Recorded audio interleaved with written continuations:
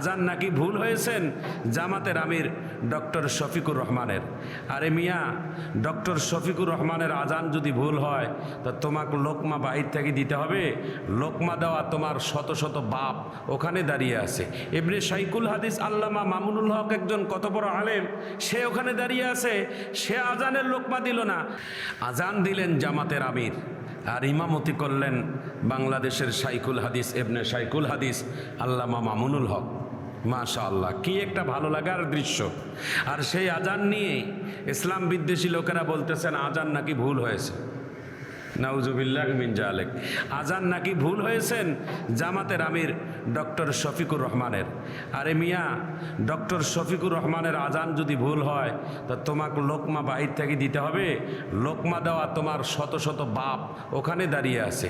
ইবনে শাইখুল হাদিস আল্লামা মামুনুল হক একজন কত বড় আলেম, সে ওখানে দাঁড়িয়ে আছে, সে আজানের লোকমা দিল না, আর আজানের লোকমা দিচ্ছ তুমি বাহির থেকে। তার মানে যদি কিছু ভালো মানুষেরা ভালো কাজ করে তখন তোমাদের শরীর চুলকানি শুরু হয়। এটাই হলো আসল কথা। কারণ একটা বাংলায় কথা আছে, নাচনেওয়ালা নাচ না জানতে যাইলে তখন ওই জমিনের দোষ হয়।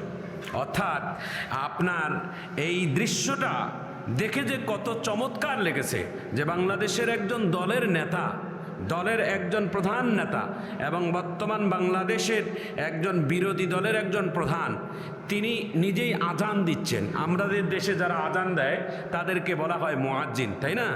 মুয়াজ্জিনকে বাংলাদেশের কিছু সুশীল সমাজ নামের কলঙ্কিত লোকেরা ইমাম মুয়াজ্জিনদেরকে তারা খাটো চোখে দেখে। তারা ছোট চোখে দেখে এই জন্য যে তারা মুয়াজ্জিনি করে, ইমামতি করে তারা কয় পয়সা পায়। এইরকমভাবে তুচ্ছ তাচ্ছিল্য করে মসজিদের মুয়াজ্জিন ইমাম খাদেমদেরকে। আরে মিয়া, আল্লাহর জমিনে যত চাকরি আছে সব থেকে দামি চাকরির নাম যদি থাকে তাহলে মসজিদের মুয়াজ্জিনের নাম লিখে নেন। আপনার ডিসিগিরি বলেন, আপনার মন্ত্রীগিরি বলেন, এগুলো তো আপনার একটা ক্ষণস্থায়ী। আর মসজিদের ইমাম আর মুয়াজ্জিন এটা আল্লাহ তাআলার, এটা রহমতের চাকরি। কারণ এই চাকরি তো রবের ঘর, এই ঘর রব, এই ঘরের মালিক আল্লাহ। হ্যাঁ, ইন্না আউওয়ালা বাইতিন উদিআ লিন-নাস লাল্লাযী বিবাক্কাহ মুবারাকাহ ওয়া হুদাল লিল আলামিন। পৃথিবীর সমস্ত মসজিদগুলো তো বাইতুল্লাহর অংশ, আর সমস্ত মসজিদগুলো একটা বাইতুল্লাহর সাথে জড়িত। এই জন্য এই ঘরের মুয়াজ্জিন, ইমাম, খাদেম এরা পৃথিবীর সব থেকে দামি পোস্টে, এরা সব থেকে দামি চাকরি। আর হাদিসে কুরসির ভিতরেই বর্ণনা পাওয়া যায়, কিয়ামতের ময়দানে আল্লাহ তাআলা যেই দিন হাসরের ময়দান কায়েম করবেন, তো সমস্ত মানুষের উপরে আল্লাহ তাআলা এক শ্রেণীর মানুষের মাথাকে আল্লাহ তাআলা উপরে রাখবেন। সেটা কারা? সাহাবায়ে কেরাম প্রশ্ন করলেন, ইয়া রাসূলুল্লাহ, তারা কারা? শহীদ? আল্লাহ রসুল বলছেন না। বলে তারা কারা? আলেম? বলছেন না। বলে তারা কারা? গাজী? কয় না। বলে তারা কারা? নবী রসুল? কয় না। বলে কারা? যারা মসজিদে 5 ওয়াক্ত নামাজের আজান দিয়েছেন, যাদেরকে বলা হয় মসজিদের মুয়াজ্জিন, তাদেরকে আল্লাহ তাআলা কিয়ামতের ময়দানে তাদের মাথাটা উঁচু করে রাখবেন।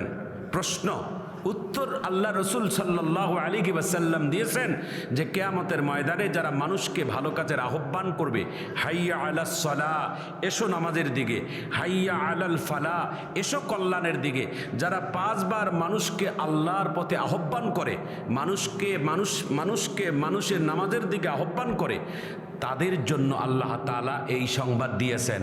আর আপনি বলেন মুয়াজ্জিনের দাম নাই, আপনি বলেন মসজিদের খাদেমের দাম নাই, আপনি বলেন মসজিদের ইমামতির দাম নাই। আরে ভাই, দাম কার আছে নাই আপনি বুঝবেন কি? আপনি বুঝার তো আপনার সেই মাপকাঠি নাই।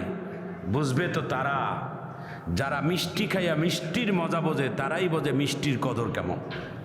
আপনার মিষ্টি খাওয়ার মতো যোগ্যতা নেই, আপনার ভালো কাজ করার মতো আমল আর যোগ্যতা নেই, এই জন্য আপনার এগুলো দেখে চুলকানি মনে হয়। রাসূল করিম সাল্লাল্লাহু আলাইহি ওয়াসাল্লাম বলেন, কিয়ামতের ময়দানে একজন মসজিদের মুয়াজ্জিনের সম্মান কত হবে। হযরতে বেলাল রাদিয়াল্লাহু তাআলা আনহু ছিলেন হাফসির কালো বেলাল। সব থেকে কালো মানুষটার চেহারা ছিল হযরতে বেলালের।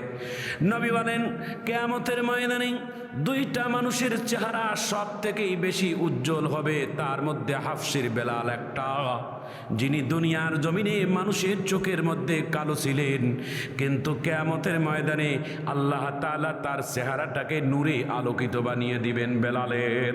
প্রশ্ন হলো, বেলালের চেহারাটা কেন এত আলোকিত হবে, কেন এত নূর জ্বলবে? উত্তর হচ্ছেন, মসজিদে নববীর বেলাল হচ্ছেন মুয়াজ্জিন। যেই মুয়াজ্জিনের আজান মসজিদে নববীতে দিলে আল্লাহর আরশে পৌঁছে যায়, আজান না দিলে আল্লাহর আরশে যায় না। বিশ্বনবী একবার হযরতে বেলালকে 3 দিনের জন্য আজান থেকে দূরে রাখছিলেন। 3 দিন আজান অন্য মুয়াজ্জিন দিয়েছেন হযরতে বেলালের জায়গায়। জিবরাইল 4th দিন এসে ডাক দিয়ে বলে, ইয়া রাসূলুল্লাহ, ইয়া হাবিবাল্লাহ, কে আজান দিল গো নবী? আল্লাহর আরশে আমরা ফেরেশতারা আজান শুনতে পাই না। এতদিন আজান শুনতাম, এখন আজান শুনি না কেন? বিশ্ব নবী ডাক দিয়ে বলে, আমি নবী ইমামতি করি, আজান হচ্ছে, নামাজ হচ্ছে, আর তুমি বলছো আজান হয় না। বেলাল হযরতে জিবরাইল ডাক দিয়ে বলে, নবী গো, আজান হচ্ছে ঠিক, এটা দুনিয়ার মানুষের কানে যাচ্ছে, তবে আল্লাহর আরশে পৌঁছে না। ওই আগের মুয়াজ্জিনের নাম বেলাল, যেই বেলাল আগে আজান দিত, ওই বেলালকে আজও মসজিদে নববীর মিনারে চড়ে আজান দিতে বলেন। আল্লাহ বলছে বেলালকে আজান দিতে।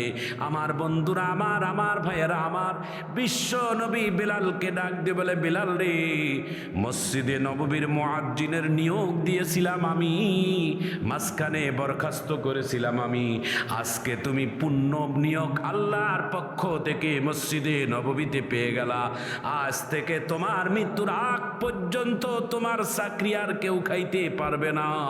এখন তোমার চাকরির নিয়োগ দিয়েছেন আমার আল্লাহ নিজেই। জোরে কোন সুবহানাল্লাহ।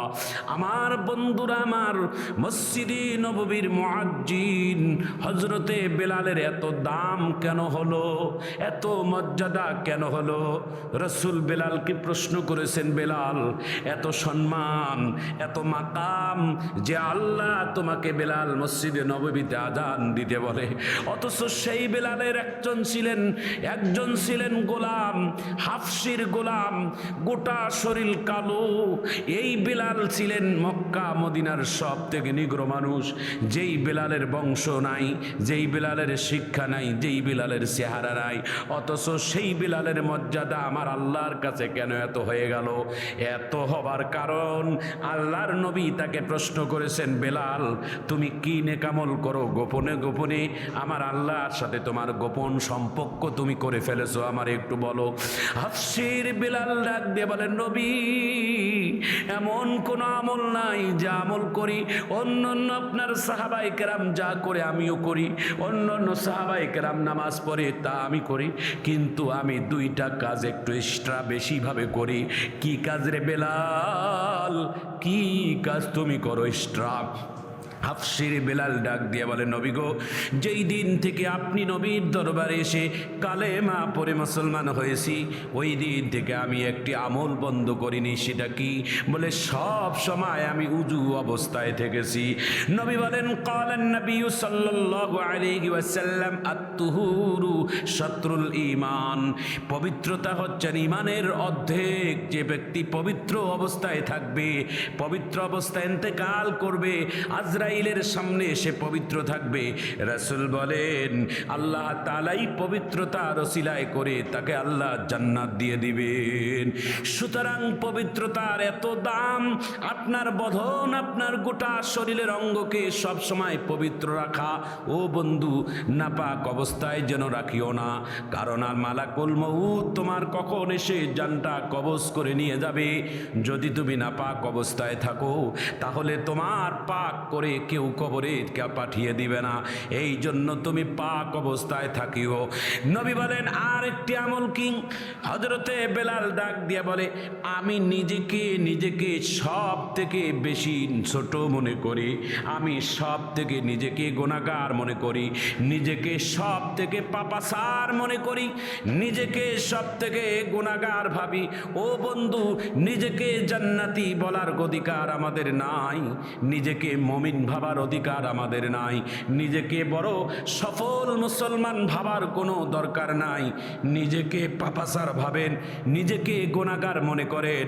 যেই গুণটা ছিল বেলালের মধ্যে, সেই দিন আল্লাহর নবী ডাক দিয়ে বলেন, এ বেলাল, তোমার এই দুইটা গুণ আল্লাহর কাছে এত দামি হয়ে গেছে। মালিক বলেছেন, মান তাওয়াদুআ লিল্লাহ রাফাআহুল্লাহ। রাসূল বলেন, মান তাওয়াদুআ লিল্লাহ রাফাআহুল্লাহ। যে নিজেকে ছোট ভাববে, মালিক তাকে বড় বানাবে। যে নিজেকে বিনয় করবে, ছোট হবে, অন্যকে সম্মান দিবে, তার সম্মানকে আল্লাহ তাআলা বাড়িয়ে দিবে। এই জন্য নিজেকে ছোট মনে করব, মালিক যেন আমাদেরকে বড় বানিয়ে দেয়। একটু চিৎকার দিয়ে জোরে